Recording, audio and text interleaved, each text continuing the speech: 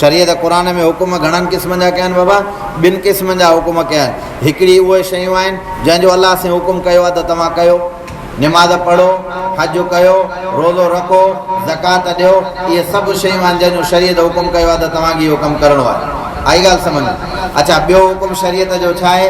उन्हनि शयुनि खां रोकियो वियो आहे। वला तक़रबु ज़िना, तव्हांखे ज़िना न आहे करणी, तव्हांखे चोरी न आहे करणी, तव्हांखे कूड़ न आहे ॻाल्हाइणो, तव्हांखे नाक ॿिए जी ज़मीन जे मथां कब्ज़ो कंहिं क़िस्म जो न आहे करिणो, तव्हांखे जबरन हरू भरू कंहिं इंसान जे मथां ज़ुल्म न आहे करिणो, चाहे जानवर ई छो न हुजे।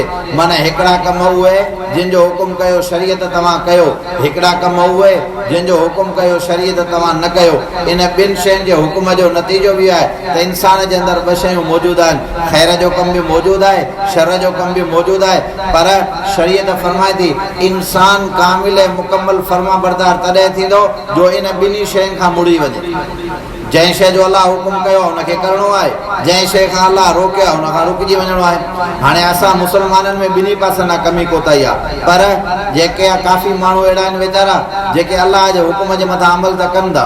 अलाह साईं फरमायो अक़ीमुस्सलात, नमाज़ पढ़ो, नमाज़ पढ़नि था। अलाह ताला हुकुम फरमायो आतु ज़कात, ज़कात अदा कयो, ज़कात कनि था। अलाह ताला फरमायो कुतिब अलैकुमुस सियामु कमा कुतिब अलल लज़ीना मिन क़ब्लिकुम लअल्लकुम तत्तक़ून, तव्हांजे मथां रोज़ा फ़र्ज़ आहिनि, रोज़ा रखो, रोज़ा रखनि था। हज बि कयूं, रोज़ो बि रखियूं, ज़कात बि ॾिनऊं, सच बि ॻाल्हायूं। पर जिन शयुनि खां अलाह साईं रोकियो आहे उन खां मुड़नि नथा। अलाह चयो आहे ज़िना न कयो, ज़िना जे अंदरि मुलविस आहे। अलाह ताला फरमाए थो शराब न पियो, हीउ शराब जे अंदरि मुलविस आहे। अलाह ताला फरमाए थो सच ॻाल्हायो, हीउ कूड़ जे अंदरि मुलविस आहे।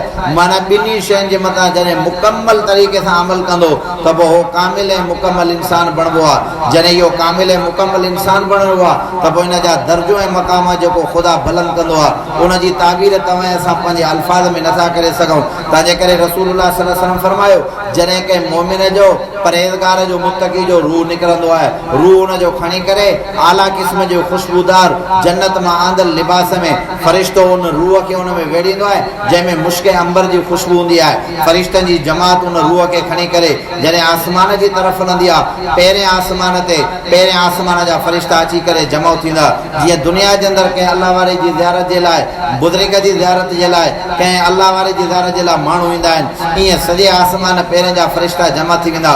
उन फ़रिश्ते खां पुछा कंदा जेको रूह खणी ईंदो आहे, हीउ रूह कंहिंजो आहे? चई फिलाणो पुटु फिलाणे जो आहे जंहिं सॼी ज़िंदगी अलाह जी फर्मा बरदारी कई आहे। रब जी फर्मा बरदारी जे करे ख़ुदा हिन जे लाइ इनाम ऐं इकराम इहो मुक़ररु कयो आहे जो हिन जो नालो जेको आहे आले तक़वा ऐं मुत्तक़ी परहेज़गारनि में लिखियो वियो आहे। तॾहिं फ़रिश्ता चवंदा इन जे रूह खे खोल त सही, इन जेको आहे सो ख़ुशनसीब माण्हू जे रूह खे ॾिसणु चाहिंदा। जीअं अलाह वारे जी ज़ियारत जे लाइ दुनिया जा माण्हू जमा थींदा आहिनि त आले तक़वा जे रूह खे ॾिसण जे लाइ आसमान जा फ़रिश्ता जमा थींदा। उहो सिर्फ़ु हिन जे करे त हीउ कामिल ऐं मुकम्मल आहे। सिर्फ़ु हिकिड़ी शइ जे मथां अमल न कई, 2 शयुनि जे मथां। हाणे ॾाढ़ी ऐं पटको बि हुजे माशाअल्लाह, सरायूं दीनदार, होॾां पुट जी शादी कई आहे, दोल दमाम बि लॻा पिया आहिनि, मायुनि जो घर जे अंदरि नचको बि लॻो पियो आहे। अबा ॾे हाल आहे दीनदार, हासे अलहमदुल्ला 5 वक़्त मां निमाज़ पढ़ंदा। इनखे दीनदार मुकम्मल कंहिं क़िस्म जो नथा थी सघो। कामिल मुकम्मल तॾहिं थींदो जॾहिं 2 शरीअ जे मामलात हुकुम कंदो।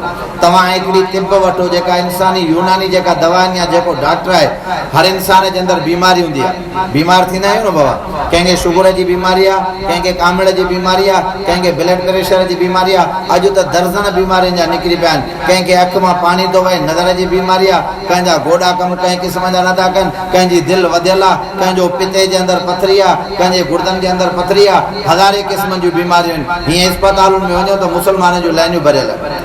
हाणे इहो जॾहिं डॉक्टर वटि वेंदो का तकलीफ़ थींदी, शुगर जो मरीज़ आहे, डॉक्टर हुनखे 2 कम ॾसे।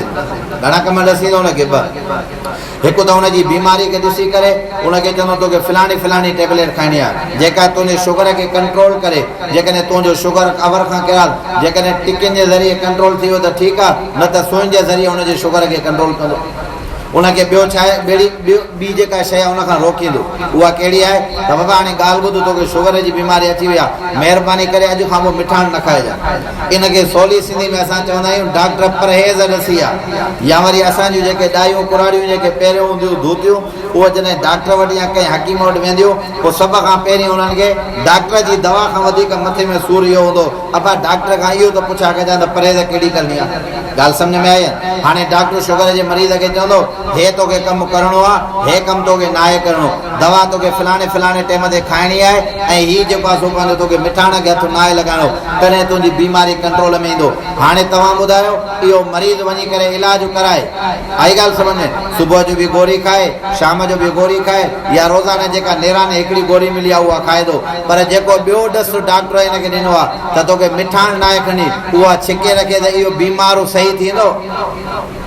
ॻाल्हि सम्झ में आई अलाए न, बीमारियूं सिहत थींदो ई कोन, छो त डॉक्टर हिनखे ॿिनि शयुनि जो ॾस ॾिनो आहे। हिकु इहो आहे त तोखे हीअ टेबलेट खाइणी आहे, उन ते त अमल करे थो।